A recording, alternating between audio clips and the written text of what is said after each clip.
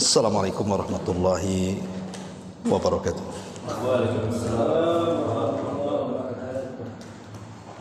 Alhamdulillah wassalatu wassalamu ala Rasulillah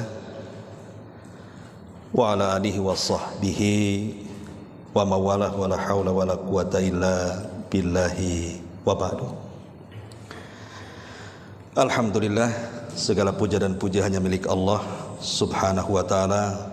Salawat dan juga salam tetap kita hadiahkan kepada Rasul kita Nabi besar Muhammad sallallahu alaihi wa ala alihi wasallam. Pembahasan di malam hari ini masih membahas Siratul Mustafa alaihi salatu wassalam. Bicara soal Nabi sallallahu alaihi wasallam Rasulul Amin.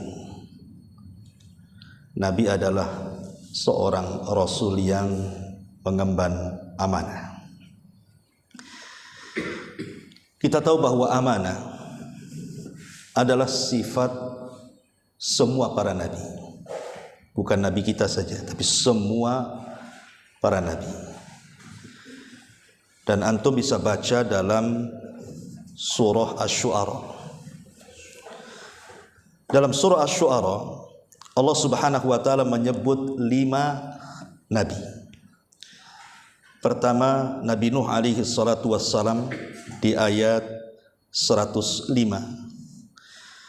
Kemudian setelah itu menyebut Nabi Allah Hud di ayat 125-nya. Kemudian menyebut Nabi Saleh di ayat 143-nya. Kemudian menyebut Nabi Lut di ayat 161-nya. Dan terakhir menyebut Nabi Syuaib di ayat 178-nya. Apa kata-kata mereka? Semua mirip. Di mana mereka mengatakan inni lakum rasulun amin. Sesungguhnya aku ini seorang rasul yang amanah. Artinya rasul yang dipercaya oleh Allah untuk menyampaikan risalah kepada kalian. Artinya semua para nabi dan rasul itu memiliki sifat yang disebut dengan Al-Amin. Sifat amanah. Tetapi yang perlu dipahami dalam sifat amanah ini sebelum kita menginjak kepada sejarahnya ya. Bagaimana perjalanan Nabi sallallahu alaihi wasallam dalam mengemban amanah ini. Sedikit kita akan beri penjelasan apa itu amanah. Dan dalam perkara apa saja kita ini harus bersikap amanah itu. Disebutkan oleh para ulama tentang masalah ini, bahwa amanah itu memiliki 3 syarat. Orang kalau memiliki 3 syarat ini berarti orang itu disebut amanah. Syarat yang pertama adalah iffatun amma laisa lahu haq. Iffah itu artinya menjaga diri, menjaga kehormatan, untuk tidak menyentuh sesuatu yang bukan haknya. Iffah namanya. Iffah itu artinya menjaga kehormatan, menjaga diri. Iffah. Iffatun amma laisa lahu haq. Itu bahasa Arab, bahasa kitanya ya. Iffah itu menjaga diri, tidak menyentuh yang bukan hak kita. Artinya ketika kita menyentuh hak orang lain, berarti kita tidak amanah. Kita tidak boleh menyentuh yang bukan hak kita. Entah mengambil harta orang ya, dengan cara zalim, dengan cara ghoror, menipu dan yang semacamnya gitu. Ataupun mengambil istri orang, itu kan bukan haknya itu. Ya. Ataupun mengambil barang orang dan begitu seterusnya. Pokoknya yang bukan hak kita, kita ambil. Maka dia tidak amanah. Ini yang pertama. Yang kedua, ar-ri'ayatu faqal hifdi. Ar-ri'ayah itu artinya bukan hanya sekedar menjaga, tapi merawat. Kalau hanya sekedar menjaga belum dikatakan amanah. Ar-ri'ayah. Contoh mamanya saya menitip motor. Ya bisa saja kita letakkan di gudang gitu saja kan. Mau rusak mau apa terserah. Itu hanya sekedar menjaga saja. Ya, tetapi amanah itu bukan sekedar menjaga, tapi ada ri'ayah. Ri'ayah itu di atasnya menjaga. Artinya bukan hanya sekedar dititipi barang, kita rawat barang itu. Sehingga ketika dia menitipkan kepada kita seperti itu, maka kita pun membalikannya seperti itu. Itu disebut ri'ayah. Berarti orang itu amanah namanya. Karena ada orang yang dititipi itu dia tidak menjaga, letak gitu saja kan. Kadang-kadang sampai rusak pula. Kemudian ketika diambil barangnya, kenapa rusak? Nggak tahu, saya kan cuman dititipi saja. Saya nggak nyentuh kok barang itu. Soal dia rusak itu urusan barang kan itu ya. Maka ini nggak amanah. Ya. Jadi bukan hanya sekedar menjaga, tapi ada riayah lebih daripada menjaga. Merawat gitu ya, menjaga plus merawat. Itu baru dikatakan amanah. Ya. Dan yang terakhir antuaddi ila sahibuha fi waqtiha. Hendaklah mengembalikan kalau itu bentuk barang kepada yang berhak pada waktunya. Antuaddi ila sahibiha ila waqtiha. Melaksanakan mengembalikan amanah itu kepada pemiliknya apabila sudah sampai waktunya. Balikin. Antum pinjam uang sama saya. Berarti ada amanah di sini. Kapan dibalikan? Minggu depan Ustaz. Dah sampai minggu depan, mana uangnya? Tak ada Ustaz, belum ada uang. Gak amanah antum. Karena harus mengembalikan pada waktunya. Ya, ini 3 syarat. Kalau 3 syarat ini ada, insya Allah antum dikatakan amanah. Karena ini syarat ini. Orang yang memegang amanah ini. Ya. Termasuk juga ini bisa diterapkan kepada semua hal yang berkaitan dengan amanah. Seorang pemimpin, pamannya contohnya, dia dilantik menjadi pemimpin. Berarti seorang pemimpin harus ifah, tidak boleh mengambil yang bukan haknya. Yang kedua, dia harus menjaga rakyatnya, bukan hanya sekedar menjaga, tapi juga betul-betul mensejahterakannya, riayah. Ya, kemudian dia pun harus menepati janjinya. Dia kampanye janji apa tuh? Sudah jadi, mana? Karena harus disampaikan kepada pemiliknya tepat waktu kan itu. Sekarang udah jadi pemimpin, mana janjinya? Makanya kalau seandainya satu saja dari 3 perkara ini hilang, berarti pemimpin itu tak amanah. Gitu maksudnya. Ini syarat ini harus ada. Orang dikatakan amanah karena syarat ini ada pada Nabi SAW. Ya.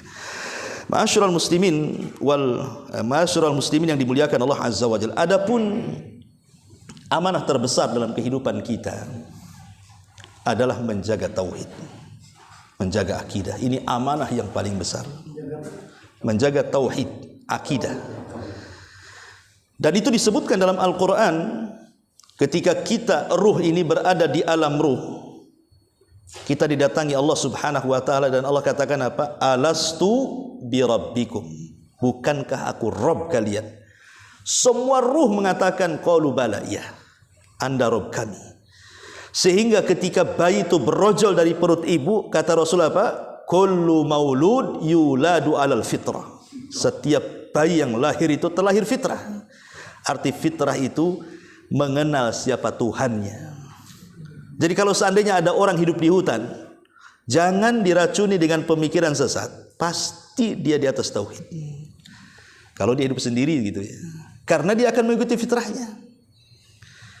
Menjadi sesat dari fitrah itu karena lingkungan. Makanya hadis setelahnya fa'abawahu yuhawwidanihi au yunassiranihi au yumajjisani. Bapaknya yang menjadikan dia Yahudi, bapaknya yang menjadikan dia Nasrani, bapaknya yang menjadikan dia Majusi. Hadisnya titik sampai di sini. Dan Rasul tidak mengatakan bapaknya yang menjadikan dia Islam karena dia sudah Islam. Ya. Karena dia sudah Islam tidak perlu disebut lagi. Makanya lingkungan yang merusak fitrahnya itu. Makanya ketika kemudian orang melakukan kesyirikan, berarti dia tidak amanah dalam akidah. Ini satu. Yang kedua, amanah juga masuk pada ibadah. Salat itu amanah, amanah dari Allah. Puasa itu amanah, amanah dari Allah. Zakat itu amanah, haji itu amanah. Yang diwajib-wajibkan kepada kita itu semua amanah. Ketika kita meninggalkan salat, artinya kita meninggalkan amanah. Ketika kita meninggalkan puasa, zakat, haji, padahal kita sudah mampu untuk berangkat dan tidak aral merintang, artinya dia sehat badannya, cukup uangnya, apalagi berarti dia tidak amanah. Ini yang kedua. Yang ketiga, amanah juga menyentuh al-jawarih, menyentuh anggota badan. Anggota badan ini titipan Allah, mulai dari kepala sampai kaki. Jangan sampai kemudian mata kita memandang yang diharamkan, berarti kita tidak amanah dengan mata kita. Telinga kita mendengar yang haram, berarti kita tidak amanah dengan telinga kita. Tangan kita, kaki kita, sampai kepada kemaluan kita. Kata Nabi SAW dari hadis Abdullah bin Abbas radhiyallahu anhuma, Innallaha kataba 'ala ibni Adam hadduhu minaz zina. Sesungguhnya Allah sudah mencatat kepada anak Adam itu ada bagian dari zinahnya. Adapun mata zinahnya memandang, telinga zinahnya mendengar, lisan zinahnya bicara, jiwa zinahnya berkeinginan, dan diakhiri dengan kemaluan bisa membenarkannya, bisa juga mendustakannya. Artinya kalau kita tidak menjaga badan kita, berarti kita tidak amanah dengan badan kita. Makanya ketika Nabi SAW mengatakan tentang hakikat malu, apa kata Rasul? Istahyu minallah haqqal haya. Malulah kepada Allah sebenar-benar malu. Bagaimana caranya? Falyahfadir ra'sa wa ma wa'a. Jagalah kepala dan semua isi dalam kepala. Isi dalam kepala ya mulut, hidung, telinga, mata, otak, itu isi kepala. Ya, jaga kepala dan isinya, kata Rasul.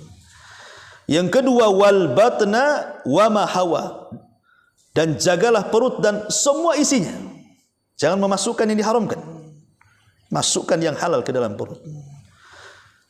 Kemudian kata Nabi SAW, wal yadhkuril mauta wal bila. Hendaklah dia mengingat musibah dan kematian. Ini yang ketiga, bahwa anggota badan kita dari kepala sampai kaki itu semua amanah dari Allah. Kalau kita sampai disimpangkan mata kita bermaksiat, berarti kita tidak amanah. Kemudian yang keempat, ar-ri'ayatu li ahli, menjaga keluarga. Itu juga amanah. Karena Nabi SAW mengatakan, kullukum ra' wa kullukum ra'in wa kullukum mas'ul an ra'iyati. Kalian tuh pemimpin dan akan ditanya kepemimpinan kalian, kan? Termasuk kepala rumah tangga, pemimpin dan akan ditanya soal keluarganya. Istri juga pemimpin bagi anak dan harta suaminya, akan ditanya juga di hadapan Allah. Jadi siapa yang kemudian seorang suami membiarkan istrinya bermaksiat, dibiarkan saja, anaknya bermaksiat, dibiarkan saja, berarti dia tidak amanah. Makanya Rasul menyebut sebagai dayus. Laki-laki yang tidak bertanggung jawab dengan keluarganya itu disebut dayus namanya. Anaknya dibiarin saja, tak pakai jilbab dibiarin saja, enggak dicereweti gitu kan. Harusnya kan dijaga. Ku anfusakum wa ahlikum nar. Karena begini ya, ini sesuatu yang terbukti di masyarakat. Orang tua kalau mendidik anak dari kecil dengan baik, kemudian Allah takdirkan setelah dewasa jadi jahat, biasanya dia akan kembali kepada baik. Orang tua kalau kita didik anak itu dengan baik, tapi Allah takdirkan setelah dewasa rusak pula dia, insya Allah dia akan balik lagi. Tapi kalau orang tua membiarkan anaknya tidak dididik sama sekali, kemudian dia jahat, rata-rata tidak balik, pasti jahat terus dia. Makanya kebaikan anak itu dimulai dari awal, ya, maka dia akan merasakan akhirnya. Dan umumnya seperti itu. Sebab kalau anak itu kita didik nih, sholat, suruh ngaji, suruh apa kan, Allah takdirkan lampamanya usia SMA itu mulai berubah, pergaulan bebas mamanya kan, rusaklah anak itu. Tapi nanti satu hari, entah dia setelah menikah, pasti dia baik lagi tuh. Dia akan teringat pendidikan orang tuanya tuh. Tapi kalau orang tuanya itu tidak pernah mendidik, kemudian anak ini rusak, dia bisa berhujah dengan orang tuanya. Saya nggak dididik sama orang tua saya kok. Kan gitu kan.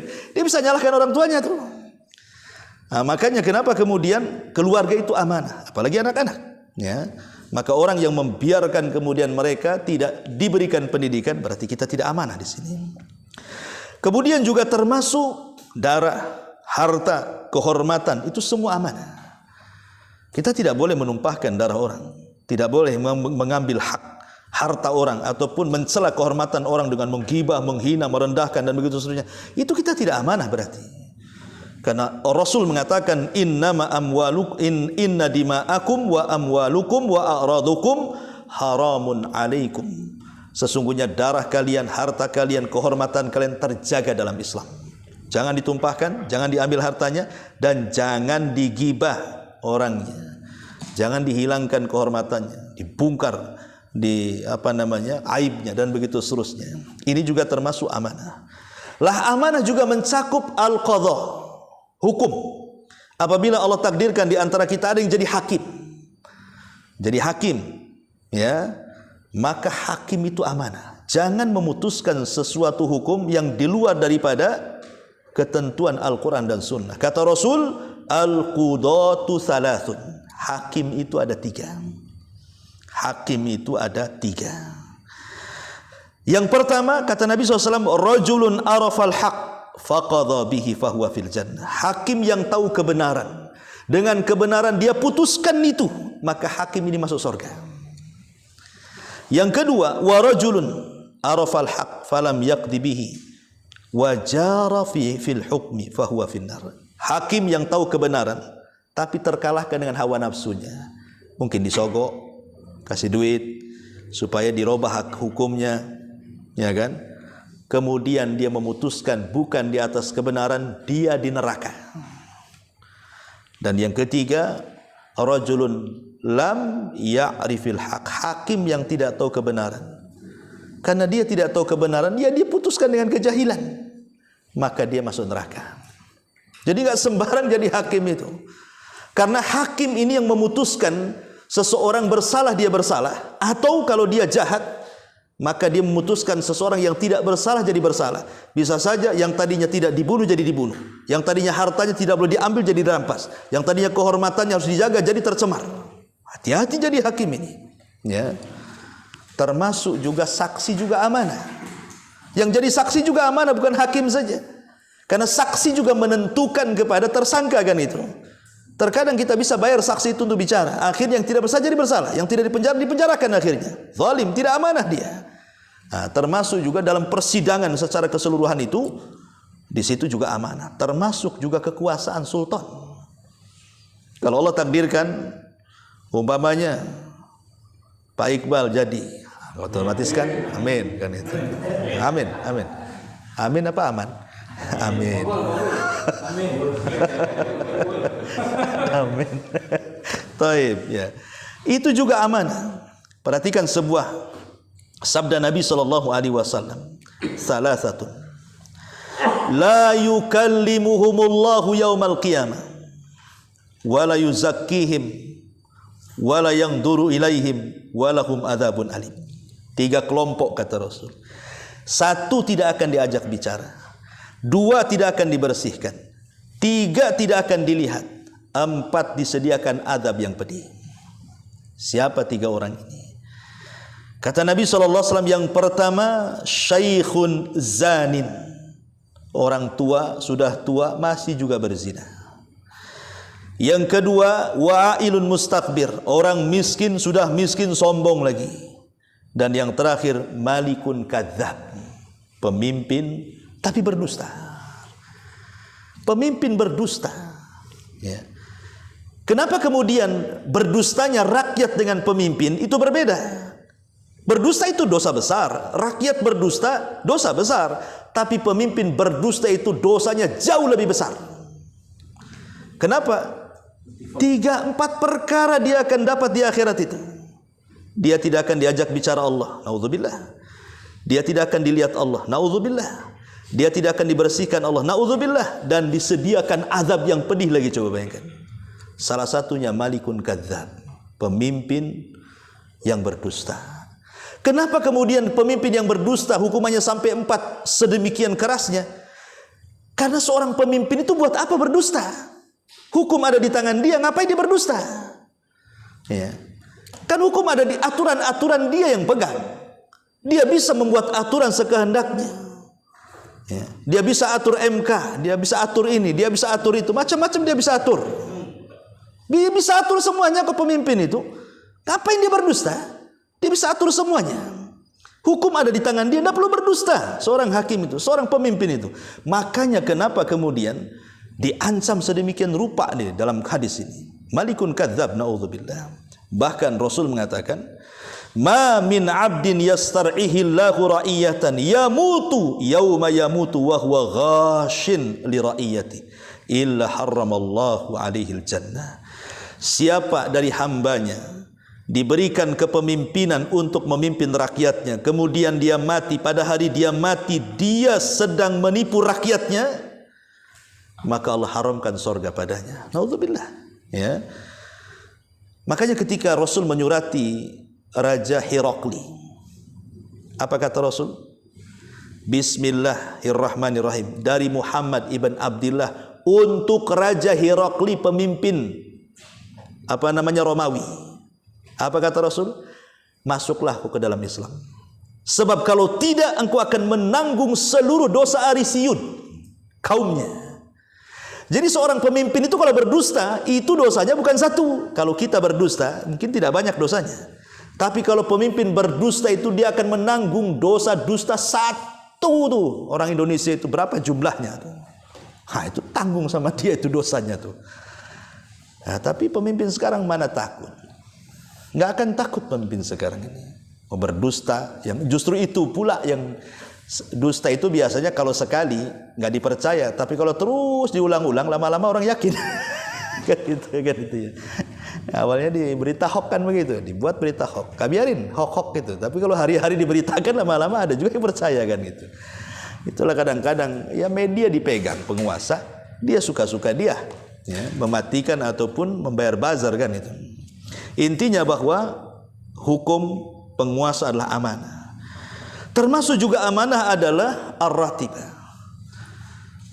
pekerja dalam sebuah perusahaan atau pekerja dalam sebuah pekerjaan. Dia mengambil gaji tapi tidak sesuai dengan pekerjaan. Mungkin dia mengambil waktu, harusnya mungkin ya kerja jam 8 dia buat jam 8 lebih, ya kan? Ataupun dia main-main pekerjaannya, kayak mungkin tukang bangunan gitu kan. Kalau harian ditengokin, rajin, antum pergi pula duduk-duduk kan itu. Tapi waktu gajian tidak mau dikurang, itu repot tuh. Tapi kalau kerja mau dikurang-kurang, ketika gajian, tidak mau saya kurang. Satu hari 150, kali seminggu sekian kan itu. Kecuali pakai CCTV mungkin ya. Ya, tapi yang jelas itulah kenapa terjadi seperti itu. Tidak ada amanah. Amanah sudah dicabut. Makanya Nabi SAW dengan tegas bahwa nanti di akhir zaman itu memang amanah akan hilang. Lah termasuk juga naklul khabar. Ketika kita ini menyebarkan sebuah berita atau ketika kita mendengar sebuah berita, itu harus amanah. Karena seorang fasik itu kalau datang memberikan berita tidak bisa langsung ambil. Di cross check dulu kan? Idza ja'akum fasikum binaba'in fatabayyanu dulu kan?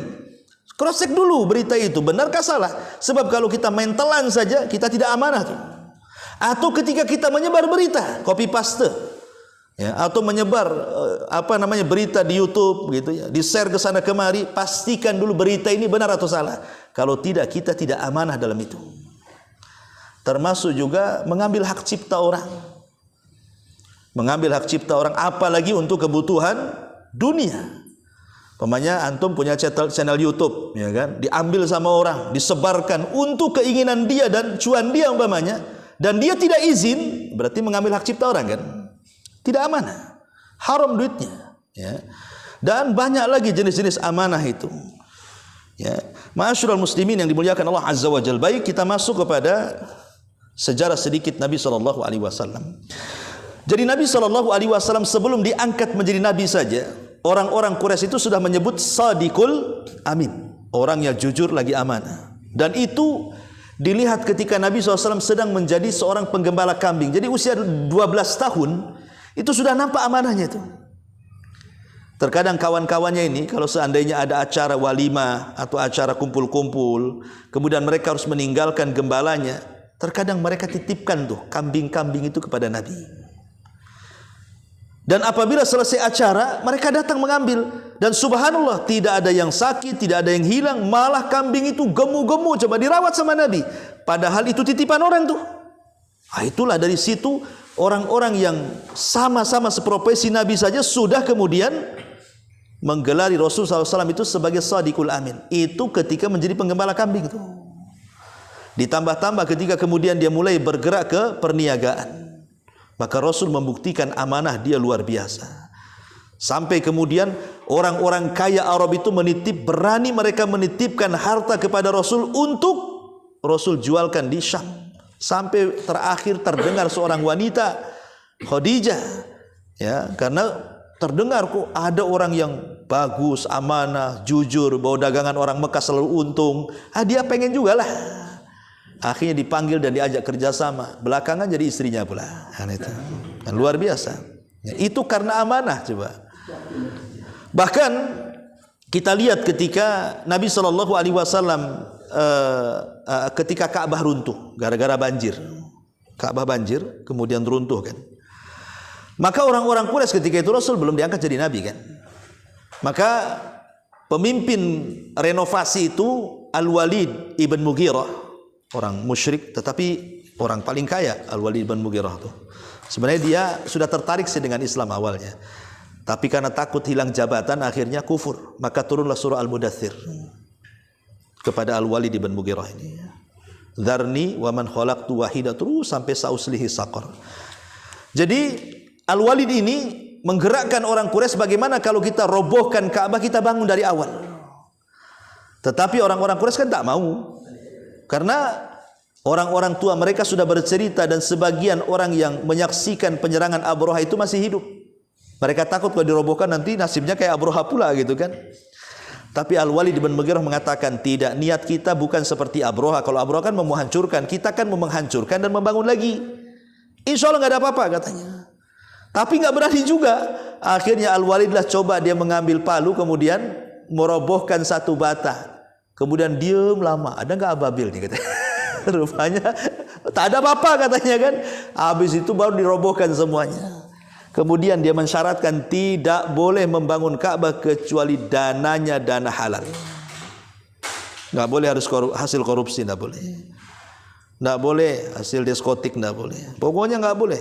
Ya, sumbangan harus yang halal. Karena dari halal itu tak banyak, akhirnya Ka'bahnya tak jadi. Ya, kan Ka'bahnya tak jadi. Akhirnya karena tidak jadi, hanya jadi separohnya dikeluarkan. Jadilah separohnya dari Hijr Ismail itu hari ini. Kan Hijr Ismail itu ada tembok melintang itu Hijr Ismail. Dulu itu masuk dalam Ka'bah. Karena dananya kurang, akhirnya cuma separuh dibangun tuh. Dulu kan persegi panjang, akhirnya jadi kotak jadinya. Ya. Dan dulu pintunya di bawah ada dua, pintu masuk dan pintu keluar. Sekarang diangkat pula pintunya ke atas, cuma satu, ya kan? Jadi akhirnya kemudian ketika peletakan Hajar Aswad, disitulah terjadi ketegangan. Karena masing-masing kabilah mereka yang berhak mengangkat Hajar Aswad. Sampai mau perang tuh. Sehingga orang yang bijak di antara mereka mengatakan, janganlah kita berperang soal Hajar Aswad. Gini, kita undi saja. Siapa yang akan keluar dari pintu sebelah sana, maka dialah yang berhak mengangkatnya katanya. Oh, ditunggu saja. Siapa nih yang keluar dari pintu itu katanya.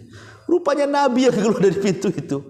Ketika mereka melihat Nabi dan orang-orang sudah mengenal siapa Nabi, sejak di zaman jahiliyah sudah mengatakan Shadiqul Amin, mereka bahagia semuanya karena tahu siapa sosok Nabi dari Bani Hashim. Ya. Akhirnya Rasul pun cerdas, dia tidak mau mengangkat sendiri. Dia bilang ambil kain, ya, letakkan Hajar Aswad di tengah. Kita masing-masing lah ambil pojok-pojok kain itu, kan kita ngangkat bersama jadinya. Dari situlah mereka menganggap memang ini orang amanah dia, orang yang amanah luar biasa. Itu bagaimana amanahnya Nabi Sallallahu Alaihi Wasallam. Ini contoh amanah Nabi SAW. Termasuk juga ikhwatu fiddin, saat Nabi SAW hijrah ke Madinah kan. Kenapa Ali dibiarkan coba untuk menggantikan posisi dia di Firasul Maut, tempat tidur kematian? Bisa saja Ali mati loh, karena itu dikepung. Kan Abu Jahal itu sudah mengepung rumah Nabi. Ketika Rasul masih di dalam aja, Abu Jahal sudah dikepung tuh rumah Nabi itu. Bahkan Abu Jahal itu sesumbar. Tapi walaupun demikian, Abu Jahal masih lebih baik dibandingkan Zionis Israel. Ya, Abu Jahal itu tahu aturan perang. Rasul ada dalam rumah, dia mengepung. Abu Jahal tahu etika, tidak boleh mendobrak rumah kalau tidak diizinkan, walaupun itu musuhnya. Jadi Abu Jahal itu nunggu sampai Rasul keluar, sampai dia keluar buka pintu baru diserang. Tapi kalau pintu tertutup, maka Abu Jahal tidak mungkin menyerang, karena itu adab, tidak boleh masuk ke rumah orang tanpa izin. Etika. Makanya Abu Jahal lebih baik daripada Zionis Yahudi itu. Oh, Zionis Yahudi itu enggak bagus itu.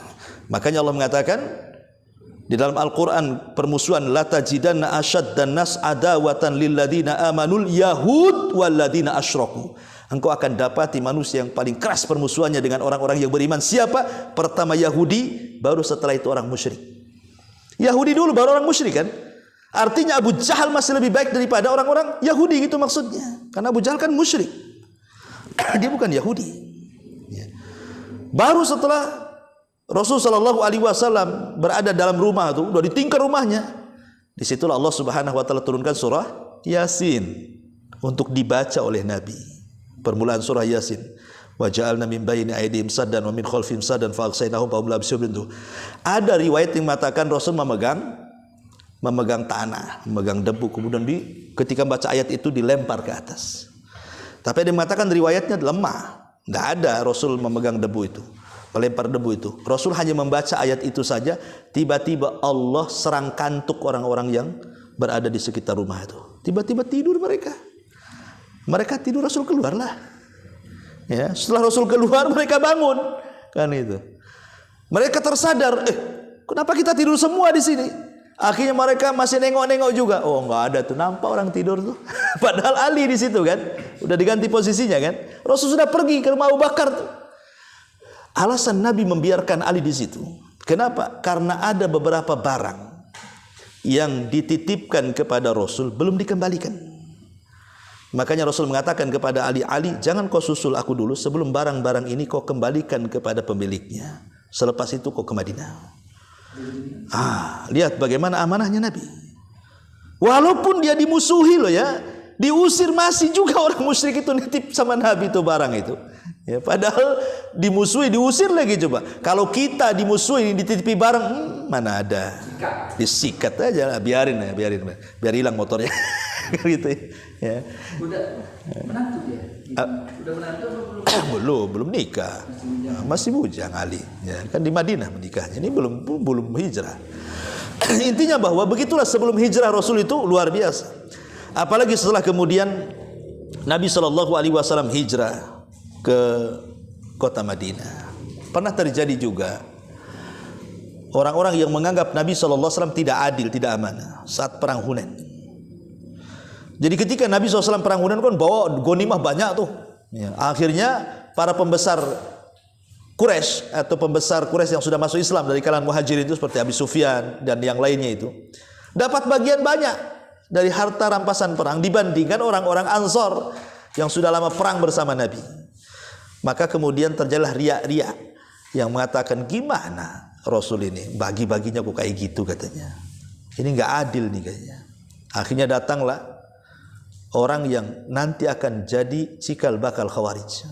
Namanya Dzulhuwaisirah.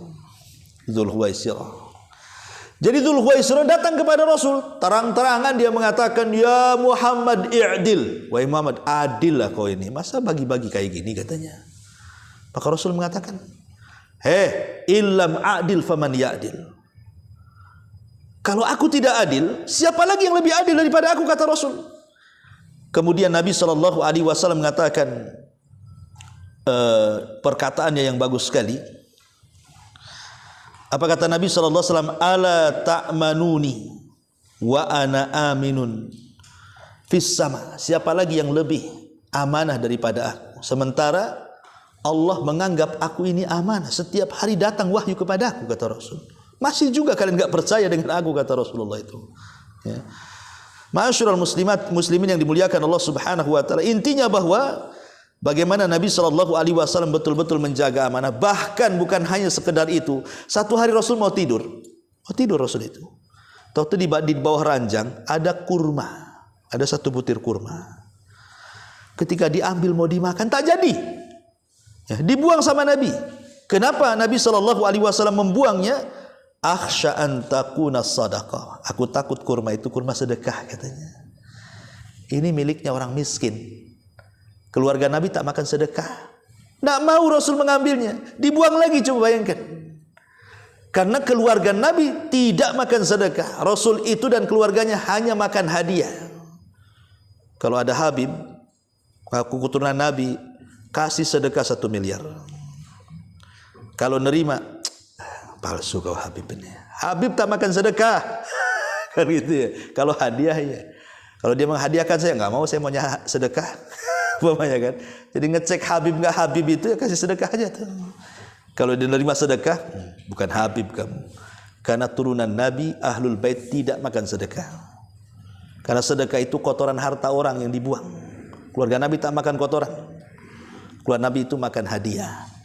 Nah bayangkan Rasul tidak mau makan sedekah. Padahal ini kan tidak tahu namanya nemu kurma kan. Bisa saja hadiah, bisa sedekah kan. Tapi Rasulullah SAW itu menunjukkan amanahnya sampai ke taraf seperti itu. Tidak mau juga dia makan. Waroknya luar biasa gitu ya. Nabi SAW itu. Ya. Termasuk juga kalau kita melihat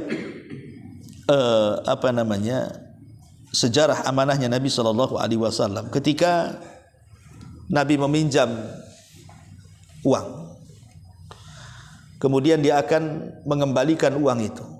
Ditentukan harinya, tempatnya. Rasul nunggu di situ, ndak pergi-pergi. Sementara orang yang meminjamkan uang nggak hadir sampai 3 hari. Nunggu 3 hari Nabi di situ. Kalau kita kan enggak, udah janjian 1 jam nggak datang, pergilah kita kan. Gitu kita kan itu ya. Nabi tidak, ditunggunya dia.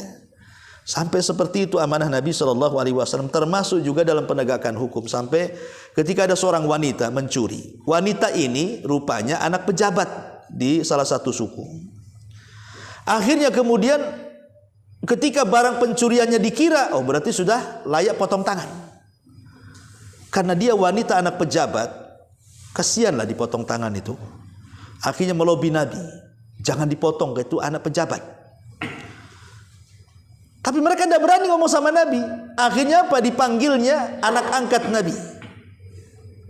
Cucu Nabi cucu anak angkat Nabi namanya Usama ibn Zaid. Kan Rasul punya anak angkat namanya Zaid ibn Harithah. Punya anak dari Zaid ini Usama ibn Zaid. Jadi mereka mengatakan, cobalah ngomong sama Usama. Usama kan cucunya anaknya Zaid, berarti cucu angkatnya Nabi. Itu orang yang paling dicinta Nabi itu. Coba lewat dia saja, ngelobinya katanya. Maka Usama ngomong terang-terangan, ya Rasulullah, kalau bisa janganlah, itu wanita anak pejabat. Oh Rasul marah dan mengatakan, ya Usama, hancurnya umat dulu itu. Kalau yang mencuri orang kaya, hukum tumpul ke atas. Kalau yang mencuri orang rendahan, orang miskin, hukum pula tajam ke bawah. Demi Allah wahai Usama, lau Fatimah binta Muhammadin saraqat laqata'tu yadaha. Kalau putriku si Fatimah itu mencuri, sudah aku potong tangannya. Lah itulah keadilan di sini. Keadilan ya. Ini kalau pendukungnya saja enggak usah biarin ya. Nah, kalau posisi kejar aja kan. Nah, kadang-kadang dan ini ditampakkan ketidakadilan itu. Betul-betul ditampakkan loh. Itulah kadang-kadang ya, memang betul kata Anas bin Malik radhiyallahu an, sayati alaikum zaman walladzi ba'dahu syarrun minhu. Akan datang sebuah zaman itu setelahnya jauh lebih buruk dibandingkan sebelumnya. Ya kan, setelahnya lebih buruk dibandingkan sebelumnya. Ya, inilah makanya kemudian Nabi SAW betul-betul mencontohkan amanah dalam segala hal. Wallahu a'lam bishawab. Saya kira cukup sampai di sini. Silakan kita buat tanya jawab saja.